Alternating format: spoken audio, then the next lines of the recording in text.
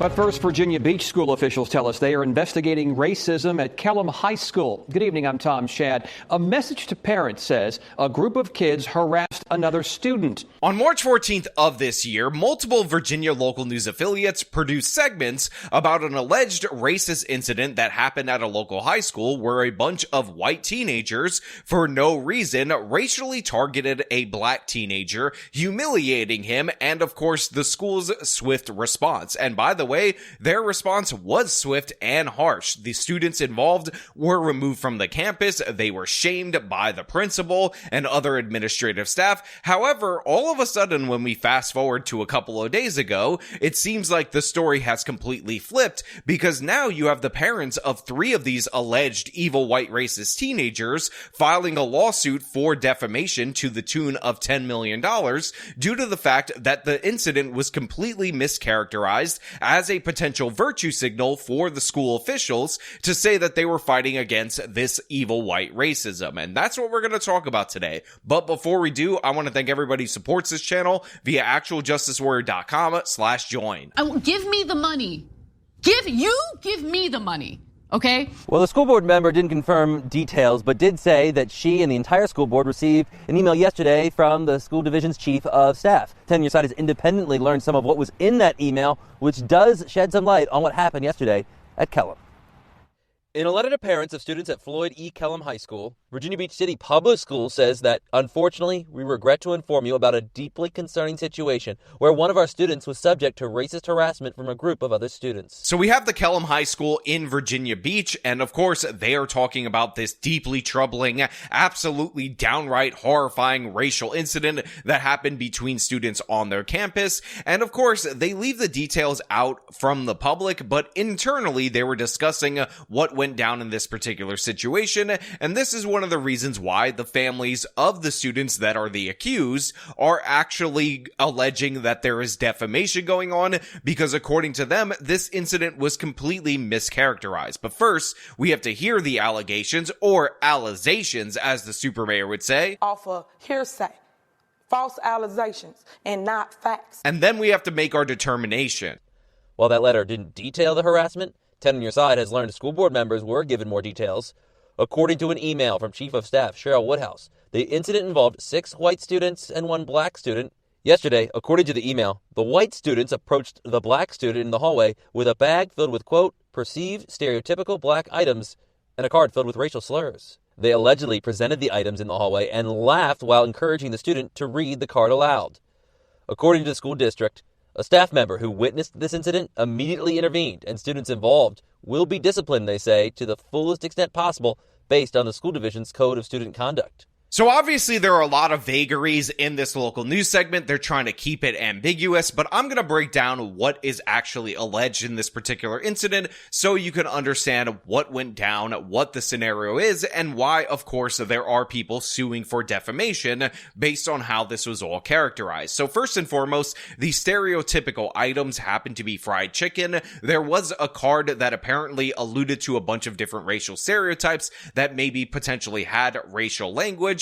However, you can already tell based on this local news segment that things are rather odd as an evil white racial incident when they hand this stuff over to the black kid, and rather than the black kid being offended, he, as encouraged, ended up reading the card aloud to the group. It seems like possibly, maybe, and I might just be speculating here, or I might just be spoiler alerting here, that this was a joke between friends that completely spiraled out of hand. And in addition to that, we're told by the local news affiliate, and they got their information from the school board, that there was an intervention by a teacher almost immediately due to the fact that the evil white racism just completely overwhelmed them. And in addition to all of that, I will also point out that this is a rather nice high school campus based on the overhead shots. It doesn't really have anything to do with the context of the story, but there was no way I could go through this story without actually, addressing that.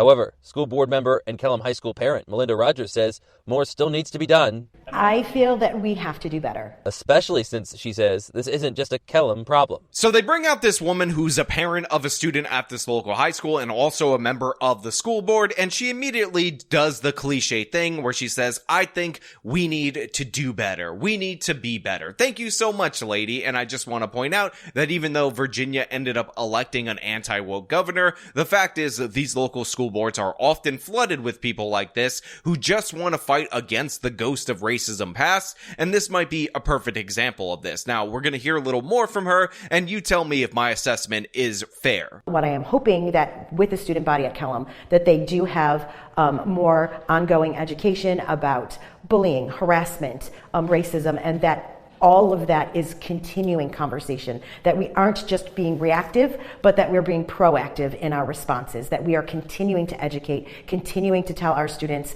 these are the things that we need to be careful of. So again, she goes on this rant about how we have to be proactive and not just reactive, even though she's quite literally reacting to a situation, and in an extreme way. Again, these students were expelled for their role in this particular incident, and of course, it's all the cliches about starting a conversation or having a conversation or keeping the conversation going, because all these people can talk about is how we need to talk about at some point in time how we're going to talk about evil white racism in the future, because one of the biggest problems in the United States of America, if you guys aren't aware, is evil white racism, and this is just a perfect example of this. Then this local news segment actually concludes with something that is so asinine and ridiculous, I need to comment on it, but of course we're going to jump to the updates just after this. Now, we did also hear today from the Virginia Beach Commonwealth's Attorney's Office, which said what happened yesterday was reprehensible, but however, after investigation, they do not believe the conduct rises to the level where criminal charges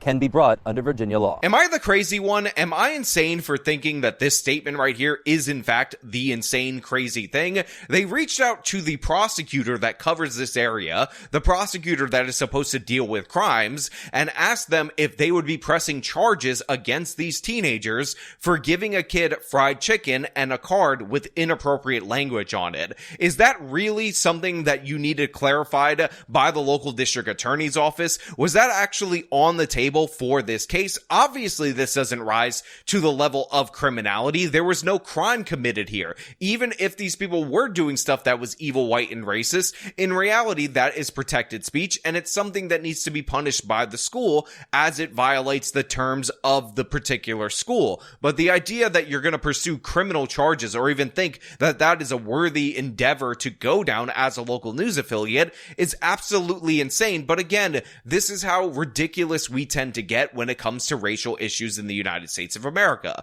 But the story doesn't end there. Of course, we have statements from the local NAACP, we have statements from all these different woke organizations, we have the kids who are not identified in this segment but later get identified that are subject to harassment and all the familiar circumstances that we end up seeing as a result of the misreporting of these kind of stories. But now we have a defamation suit that actually brings some more context to this particular story. And a story new tonight from Virginia Beach. The families of some Kellam High School students involved in an alleged racist incident, they are suing the school's principal. So of course we end up hearing about the lawsuit that has been filed against the principal of this school, and all of a sudden when we fast forward into the segment when they start going into the complaint, we start hearing allegedly an alleged racial incident and whatnot, even though previously it was talked about as if it was 100% confirmed. This is a copy of the $10 million defamation suit against the school's principal. Court documents detail the, quote, false and defamatory statements made about a situation that was in the headlines this spring. That was when a group of 6 white Kellam High School students got in trouble for allegedly racially harassing a black student.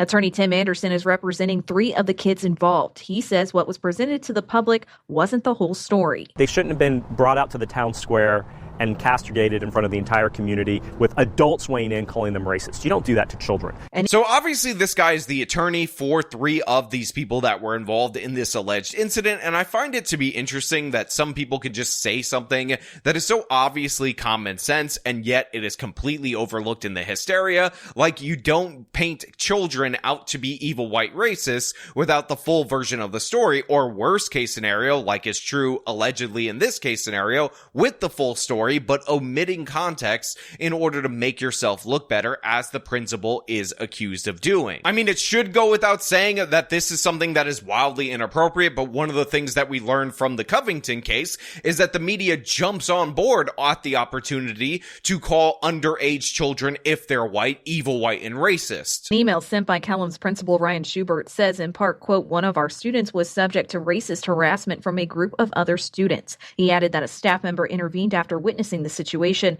and that the students involved would be disciplined for their actions. The principal said that a teacher had to break up the incident. That didn't happen. We have video evidence. Anderson says this video paints a different picture. This very close friend group. All of these boys were close friends.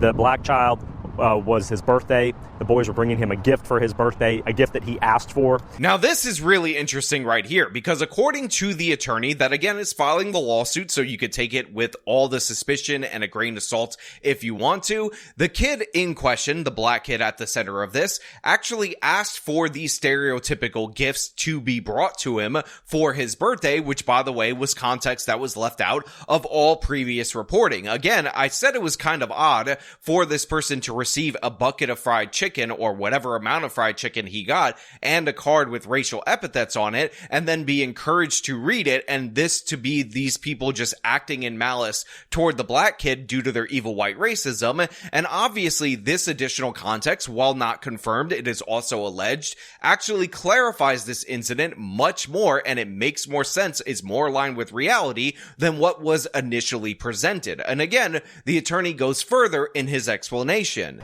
The child said that the card that was given to him was funny. The lawsuit alleges that the student who received the gift had asked for fried chicken and candy. Principal had all that information, but he omitted it, and he spun it up as this is an incident of racial harassment, racial bullying. Again, another interesting component of this story is if the kid that was allegedly racistly bullied said that he wasn't racistly bullied, this didn't have to be broken up, and he thought the whole situation was funny, and yet the principal and everybody involved still acted in this way, still treated them like they were criminals, and still omitted key details in order to make these children appear to be racist, and in order to make the school look good in that they were fighting the evil white racism. This is one of the crazy things that we find out throughout the course of these local news segments and the reporting and the reaction from the national media, is that a lot of the people in these positions of power want the racist incident to be true. They want the thing to have happened so that they can put themselves as the people on the right side of history, but in reality, in this particular case, it appears that nothing could be further from the truth. It appears that these people just sacrifice these kids in order to satiate the mob that they ended up ginning up, and that's absolutely awful if true. The multi-million-dollar defamation suit against Schubert was filed on May 22nd by the students' families anonymously.